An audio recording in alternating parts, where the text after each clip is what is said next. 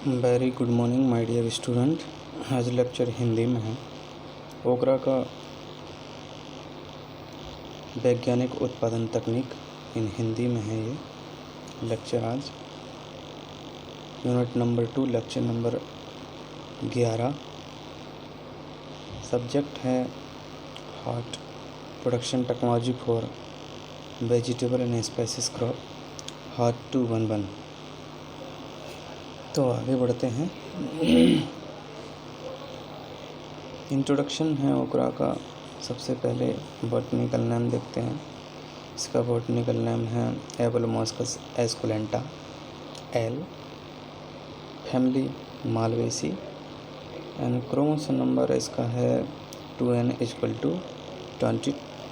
130 2n = 130, जो कि origin place इसका है अफ्रीका। एंड टेंडर इसका green fruit are cooked in curry and soap. जो टेंडर फ्रूट्स होते हैं, जो सॉफ्टी फ्रूट्स होते हैं, उनका हम करी बनाते हैं। जैसे भिंडी की सब्ज़ी हम बनाते हैं, और सूप भी बना सकते हैं। इसका यूज करते हैं हम इसे। भिंडी में high iodine content of fruits help to control of goitre. Goitre एक डिजीज़ होता है जिसको घेंगा रोग बोलते हैं, जिसमें गला सूज जाता है।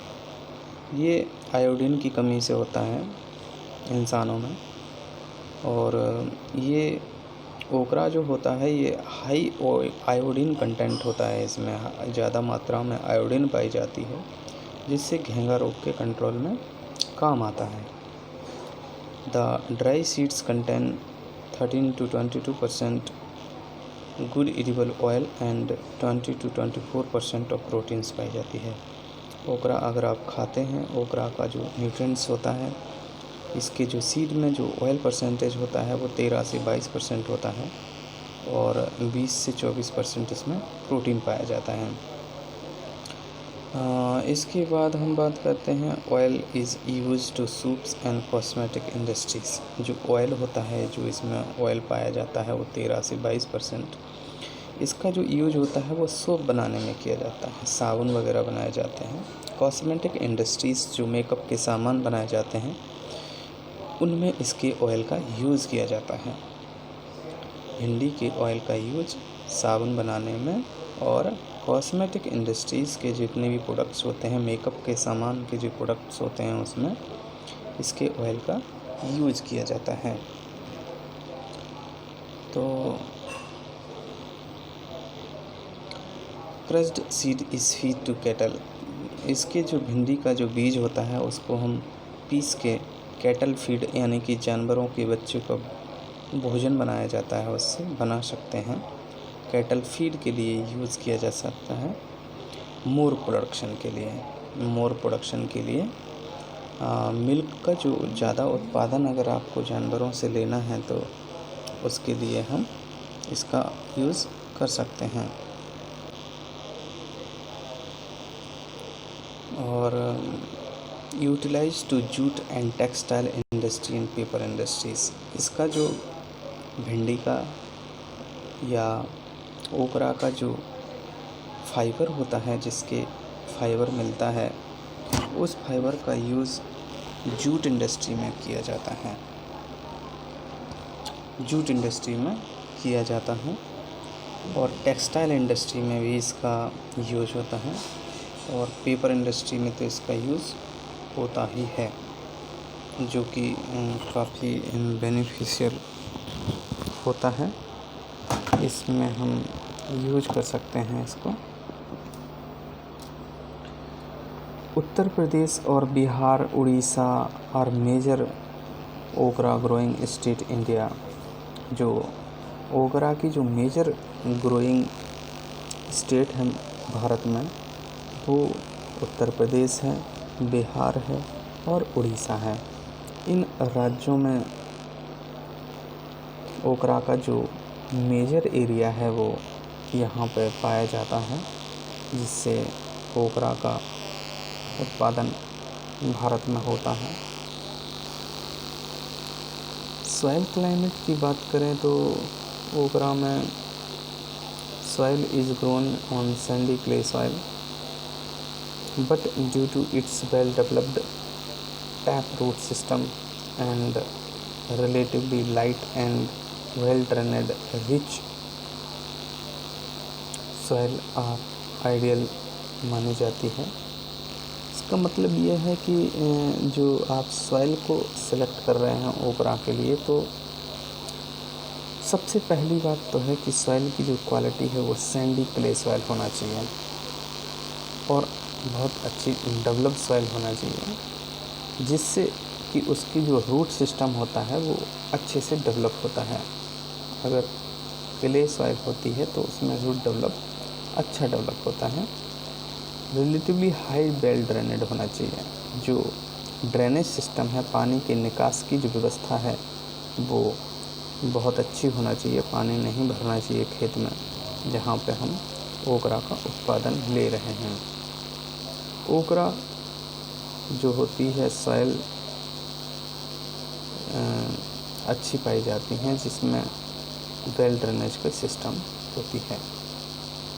आइडियल अगर पीएच की बात करें ओकरा के लिए तो हम 6 से 6.8 6.8 इज आइडियल होता है। इसका जो पीएच होता है वो 6 से 6.8 तक की जो रेंज होती है ओकरा के लिए सूटेबल मानी जाती है, जिससे हमें अधिक से अधिक उत्पादन लेने में आसानी होती है और सक्सेसफुल जो ओकरा का उत्पादन है वो इसी पीएच में मिलता है। Soil need to rich organic matter before sowing.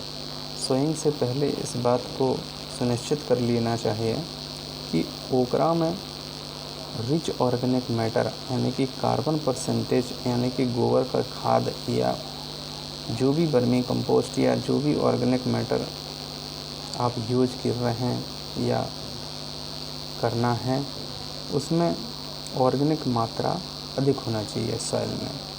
उससे क्या होता है कि सॉइल में पोरस सिस्टम बन जाता है और ऑर्गेनिक मैटर की वजह से उसमें एरेजन अच्छा होता है, जिससे हवा का आवागमन होता है और प्लांट की ग्रोथ अच्छी होती है। उससे रूट जोन को ऑक्सीजन सप्लाई हो जाती है, जिससे क्या होता है कि सॉइल में जो बेनिफिशियल माइक्रो ऑर्गेनिज्म होते हैं उनको ऑक्सीजन मिलती रहती है और प्लांट की ग्रोथ अच्छी होती रहती है, जिससे क्या होता है कि अधिक से अधिक रूट सिस्टम जो होता है वो अच्छा मजबूत होता है और अधिक से अधिक उत्पादन देने की क्षमता वाला पेड़ बनाने में वो मदद करता है।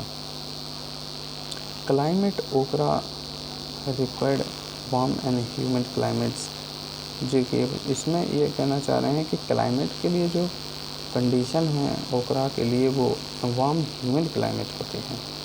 वार्म ह्यूमिड का मतलब ये होता है कि दिन होते हैं गर्म और रातें होती हैं ठंडे, और ह्यूमिड के लिए मतलब होती है ह्यूमिडिटी ज़्यादा पाई जाती हो।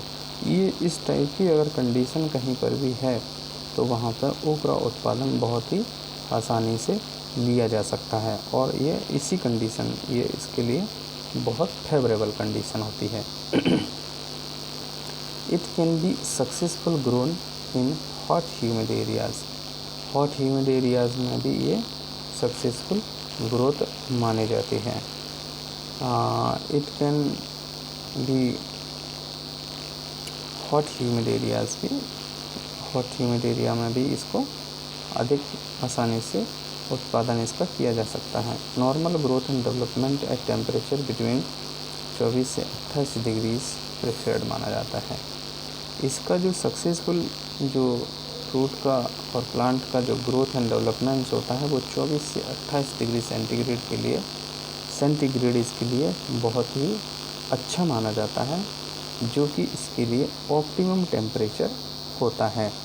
इतना टेम्परेचर रहना चाहिए। जहाँ कहीं भी इतना टेम्परेचर 24 से 28 डिग्री पाया जाता है उन जगहों पर ओकरा का उत्पादन बहुत ही आसानी से किया जा सकता है। और सक्सेसफुल उत्पादन कर सकते हैं आप। और इसके बाद हम आते हैं जैसे plant high temperature grow fast and देखिए हाई टेम्परेचर में प्लांट की ग्रोथ बहुत अच्छी होती है, फास्ट ग्रोथ करता है। But high temperature beyond 40 to 42 degree centigrade flower में be desiccates and drops using the yield loss causing yield losses होते हैं। अगर टेम्परेचर 40 से 42 डिग्री हो जाता है तो फ्लावर का ड्रॉप हो जाता है, फ्लावर डिकेस्ट मतलब कम होने लगते हैं, फ्लावर ड्रॉप होने लगता है, मरने लगते हैं फ्लावर। तो उससे क्या होगा कि कॉजिंग यील्ड लॉस होता है। अगर हमारे फ्लावर कम हो जाते हैं, गिरने लगते हैं, ड्रॉप होने लगते हैं, मर जाते हैं, तो उनसे हमारे फ्रूट सेट नहीं होते हैं और अल्टीमेटली उत्पादन पर असर पड़ता है। और वो असर इतना ज़्यादा होता है कि यील्ड का लॉस होना चालू हो जाता है। यील्ड कम होने की संभावनाएं बहुत अधिक हो जाती हैं। Seed germinate optimum the soil moisture temperature between 20 to 25 to 35 degree centigrade is needed to faster germination observe at 35 degree centigrade. ये ऑप्टिमम टेम्परेचर सीड जर्मिनेशन के लिए जो होता है वो 25 से 35 डिग्री अच्छा माना जाता है, लेकिन फास्टर जर्मिनेशन जो पाया गया है वो 35 डिग्री पर बहुत अधिक मात्रा में ऑब्जर्वेशन किया गया है कि बहुत अधिक मात्रा में ओकरा में पाया जाता है। ठीक है, तो 35 डिग्री सेंटीग्रेड में जर्मिनेशन बहुत अधिक होता है। उसके बाद हम बात करते हैं वेराइटीज़ की। वेराइटीज़ में हमें उन चीज़ों का विशेष ध्यान रखना चाहिए जो हमें जिस टाइप की वैरायटी चाहिए होती हैं। वो पंजाब नंबर 13 होती है, जिसमें हमें वैराइटीज़ को नाम और उसके क्या करैक्टर हैं उसको जानना बहुत ज़रूरी होता है, क्योंकि करैक्टर के हिसाब से हम वैरायटी का सिलेक्शन करते हैं। और ये भी हमें पता होना चाहिए कि कौन सी वैरायटी किस क्षेत्र के लिए, किस एरिया के लिए, किस राज्य के लिए सूटेबल होती है, उसके हिसाब से हम उसका सिलेक्शन करना चाहिए। किसानों को अक्सर ये पता नहीं होता है कि कौन सी वैरायटी किस क्षेत्र के लिए सूटेबल है, और वो कोई भी वैरायटी ले आते हैं और उससे उनके उत्पादन कम होने की संभावनाएं ज़्यादा हो जाती हैं। किसानों को एक चीज़ जानना चाहिए, या जो भी उत्पादन कर रहे हैं उन्हें सबसे पहले ये बताना चाहिए कि आपके क्षेत्र के लिए सूटेबल वैरायटीज़ कौन सी है। उस वैरायटी को आप लाइए और किसानों को बताइए। स्टूडेंट का फ़र्ज़ ये बनता है कि आप डेमोन्स्ट्रेशन में जब भी फील्ड पर जाएं तो वैरायटी के करैक्टर और उनको किसानों को उसकी करैक्टर्स के बारे में ज़्यादा बताना चाहिए, क्योंकि उस एरिया में अगर कोई एक बीमारी आती है तो रेजिस्टेंट वैरायटी का नाम बता के उस वैरायटी को उन्हें सजेस्ट कर सकते हैं और उसी क्षेत्र में बीमारी से बचा जा सकता है। दवाइयाँ वगैरह डालने से, बीमारी के कंट्रोल करने से ज़्यादा अच्छा है कि रेजिस्टेंट वैरायटी यूज़ की जाए, जिससे आपके अधिक से अधिक उत्पादन लेने की संभावना बढ़ जाती हैं। सबसे पहली जो वैरायटी होती है वो पंजाब नंबर 13 होती है ओकरा की, जो कि डेवलप की गई है पंजाब एग्रीकल्चर यूनिवर्सिटी लुधियाना से। ये वैराइटीज़ का जो कल्टीवेशन है वो समर सीज़न में किया जाता है। सबसे अच्छी बात ये भी है कि ये भी जानना ज़रूरी है कि कौन सी वैरायटी किस सीज़न के लिए होती है। ये ऑब्वियसली है पंजाब नंबर 3 है, जो वैरायटी है पंजाब के लिए सूटेबल होती हैं, लेकिन इनको कुछ क्षेत्रों में किया जा सकता है। देखिए, ऐसा है कि जो वैरायटी जहाँ के लिए सूटेबल है वहाँ वो अधिक से अधिक उत्पादन देती है, और दूसरे क्षेत्र में भी उसे उत्पादन कर सकते हैं, लेकिन उत्पादन उतना अच्छा नहीं मिलता है। जब कोई वैरायटी रिलीज़ होती है तो उस क्षेत्र में उसका नाम दिया जाता है, या ये बताया जाता है कि ये वैरायटी उस क्षेत्र के लिए रिकमेंडेड है या सूटेबल है। उसकी यील्ड के उत्पादन के बेसिस पर किया जाता है, या जो भी करैक्टर के लिए वैरायटी डेवलप हुई है उस करैक्टर के लिए परफॉर्मेंस जैसा उसका है अच्छा परफॉर्मेंस जिन क्षेत्रों में होता है उसके लिए उसे रिलीज़ कर दिया जाता है, वैरायटी को नोटिफाई कर दिया जाता है। तो समर सीजन के लिए ये वैरायटी बहुत अच्छी है। Punjab number 13 fruit are light green colour होता है इसका, मीडियम साइज का फ्रूट होता है और susceptible to yellow and mosaic virus है। जैसे है कि हमने पहले भी बताया कि करैक्टर जानना बहुत ज़्यादा ज़रूरी है। इसमें देखो कितने करैक्टर है। फ्रूट ग्रीन कलर का होता है, मीडियम साइज का होता है। समर सीजन वेराइटीज़ हैं ये, स्प्रिंग समर। और yellow vein mosaic variety disease के लिए ये ससेप्टेबल है। तो जो येलो वाइन मोजेक के लिए ससेप्टेबल है और हमें ये पता है, तो हम इस वैरायटी को वहाँ पे बिल्कुल भी नहीं लगाएंगे जहाँ पे yellow vein mosaic variety disease का इन्फेक्शन बहुत अधिक मात्रा में होता है। क्योंकि जब आप देखते हैं कि ओकरा जहाँ भी आप ग्रो करते हैं, कभी 1 साल या 2 साल या कभी कभी ऐसा देखते हैं कि येलो वाइन मोजेक जो पत्तियों का जो पीलापन वाली बीमारी है वो बहुत अधिक मात्रा में आती है और वहाँ पे ओकरा उत्पादन करना मुश्किल होने लगता है। तो हमें क्या करना चाहिए कि उस वैरायटी को, उन वैरायटियों का सिलेक्शन बिल्कुल भी नहीं करना चाहिए जो इसके लिए ससेप्टेबल हैं, और ऐसी वैरायटी का चुनाव करना चाहिए जो इसके लिए रेजिस्टेंट है। तो आज हमारे देश में रेजिस्टेंट वैरायटियों की मात्रा बहुतायत है। कोई भी वैरायटी आप सेलेक्ट करके उस क्षेत्र के लिए ले सकते हैं। जैसे है पंजाब पदमनी, ये जो वैरायटी है ये भी पंजाब एग्रीकल्चर यूनिवर्सिटी लुधियाना से रिलीज वैरायटी है। इसकी जो फ्रूट जो होती है वो quick growing, Harry colour, dark green colour के होते हैं। ये इसके करैक्टर हैं। क्विक ग्रोइंग मतलब जल्दी फ्रूट बढ़ते हैं इसके। हेयरी कलर होते हैं, हेयरी टाइप के होते हैं। जब आप फ्रूट्स के ऊपर देखते हैं तो छोटे छोटे से हेयर टाइप के दिखते हैं, बाल टाइप के दिखते हैं। ये अच्छी होती है देखने में, खाने में भी बहुत टेस्टी होती है। और क्वालिटी अगर हेयरी टाइप्स की है तो आप समझ लीजिए फ्रेश है और अच्छी क्वालिटी की भिंडी मानी जाती है। इसका जो कलर होता है वो डार्क ग्रीन कलर का होता है। तो ऑब्वियसली है मार्केटिंग बहुत अच्छी मिलेगी। Ready to harvest with in 55 to 60 days after the sowing. इस वैरायटी में ऐसी एक करैक्टर और भी है कि 55 से 60 दिन में ये हार्वेस्टिंग के लिए तैयार हो जाती है।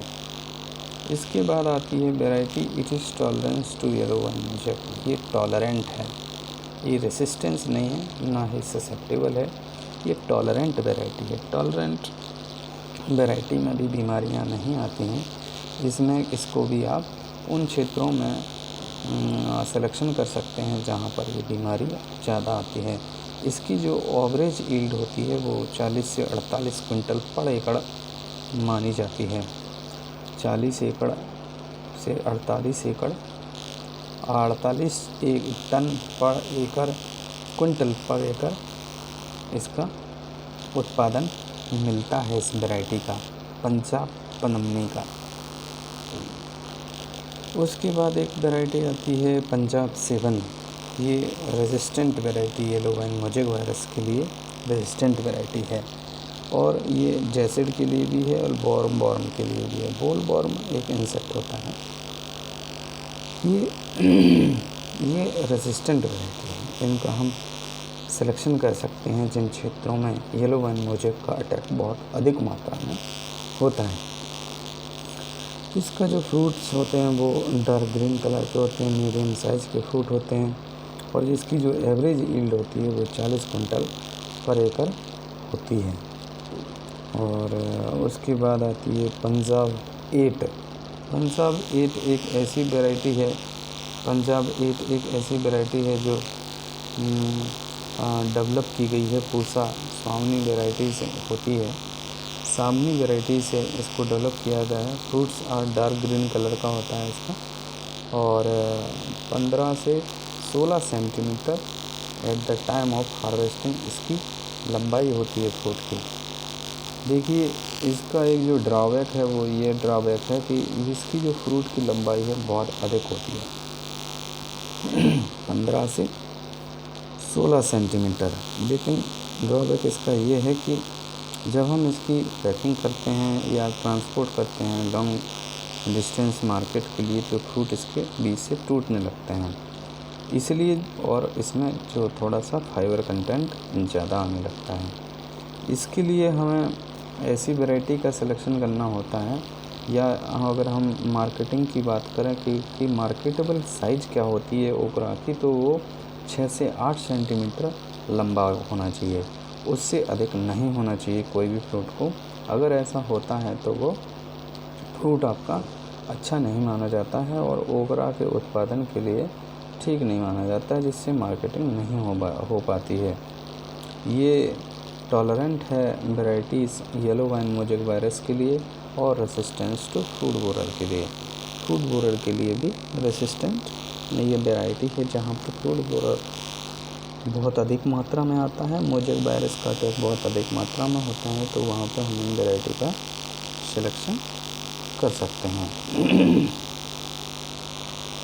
एक वैरायटी आती है Punjab Suhani, gives to average yield 49 quintal पर एकड़। इसका जो यील्ड है वो इतना होता है 49 कुंटल, और डार्क ग्रीन कलर का फ्रूट्स होता है। Tolerance yellow vein mosaic virus के लिए भी होती है। पूसा मखमली एक वैराइटीज़ होती है, जो ये महाकली नहीं है, ये मखमली वैराइटीज़ है। It's mystics developed by IRI New Delhi. It is the fruits are green colour, light green colour का होता है इसका फ्रूट्स। ये IRI से पूसा सीरीज़ की वेराइटीज़ IRI न्यू दिल्ली से रिलीज़ होती हैं, और पंजाब सीरीज़ की पंजाब एग्रीकल्चर यूनिवर्सिटी से रिलीज़ होती हैं। परभनी क्रांति, परभनी यूनिवर्सिटी है, वहाँ से परभनी क्रांति वेराइटीज़ के नाम से आती हैं वहाँ से। मीडियम लॉन्ग साइज़ के फ्रूट होते हैं, गुड कीपिंग क्वालिटी होती है इसकी, अच्छी क्वालिटी के फ्रूट्स होते हैं। टॉलरेंट होता है येलो वाइन मोज़ेक वायरस के लिए। इसकी जो हार्वेस्ट हैं वो 120 डेज़ होता है, ये बहुत लेट हार्वेस्टिंग होती है इसकी। एवरेज जो यील्ड होती है वो 40 से 48 कुंटल पर एकड़ इसकी यील्ड मिलती है। पूसा सावनी की हम जो बात कर रहे हैं वो डेवलप्ड हो वेराइटीज़ है, ये IRI न्यू दिल्ली से, Indian agriculture research institute New Delhi. Pusa suitable for cultivation summer and rainy season के लिए ये सुटेबल मानी जाती हैं। Ready to harvest with in 50 days में इसको हार्वेस्ट कर सकते हैं आप। Fruits are dark green colour and 10 to 12 centimetre long at the time of harvesting कर सकते हैं। It is the susceptible to the yellow vein mosaic virus. Average yield इसकी 48 से 60 कुंटल पर एकड़ इसका उत्पादन मिलता है। अर्कानामिकास 2 वेराइटीज़ होती है, ये IHR बेंगलोर से रिलीज़ होती है। ये भी रेजिस्टेंट वेराइटी है येलो वाइन मोज़ेक वायरस के लिए।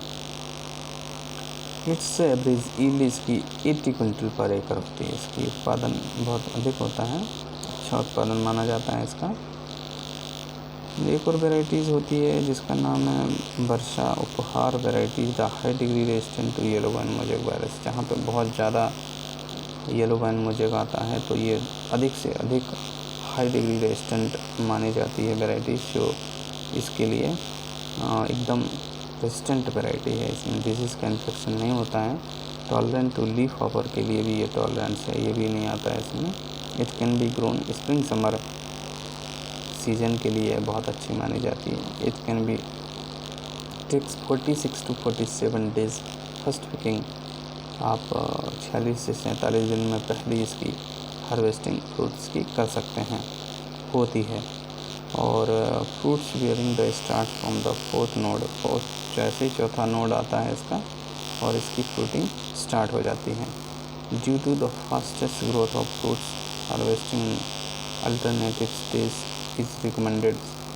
ये हार्वेस्टिंग करने लगता है, अल्टरनेट डेज पे इसकी हार्वेस्टिंग करनी पड़ती है। ये अदर वेराइटीज़ हैं जो जैसे जहाँ कहाँ से कौन सी वैरायटी रिलीज़ हुई है।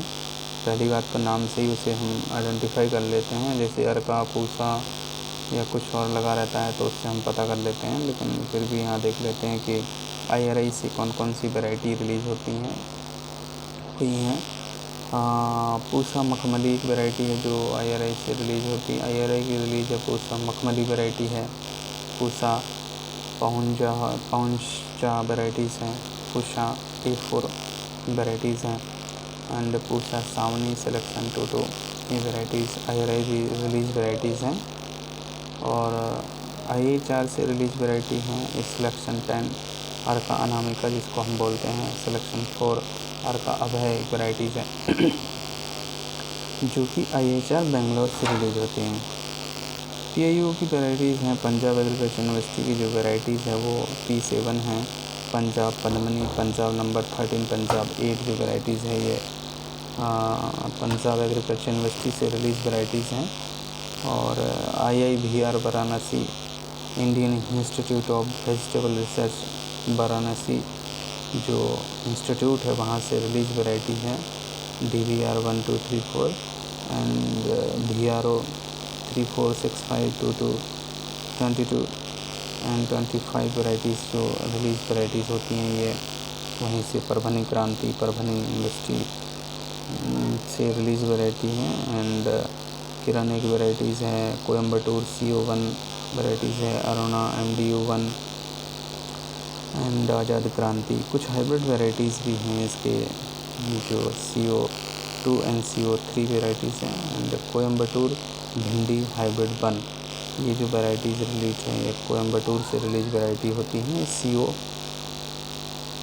सीरीज़ की ये जो वेराइटीज़ आती हैं इनको हमें वहाँ पर रिलीज़ किया जाता है, वहाँ से रिलीज वेराइटीज़ हैं। Thank you very much. अगर आपको और डिटेल में इसके बारे में पढ़ना है तो आप ये बुक्स को रेफर्स कर सकते हैं और हैंडबुक ऑफ हॉर्टिकल्चर को आप कर सकते हैं। एक चीज़ का विशेष ध्यान रखिए, जो बुक्स वगैरह रेफर्स करनी है वो ICAR की ही बुक और ICAR के जितने भी इंस्टीट्यूट्स हैं उनको रेफ़र करिए, आप वहाँ पर अच्छा मटेरियल मिलेगा आपको। Thank you very much. आपकी कोई क्वेरी हो, कोई क्वेश्चन है तो आप कमेंट बॉक्स में जाके वहाँ पर टाइप कर सकते हैं। Okay, thank you very much.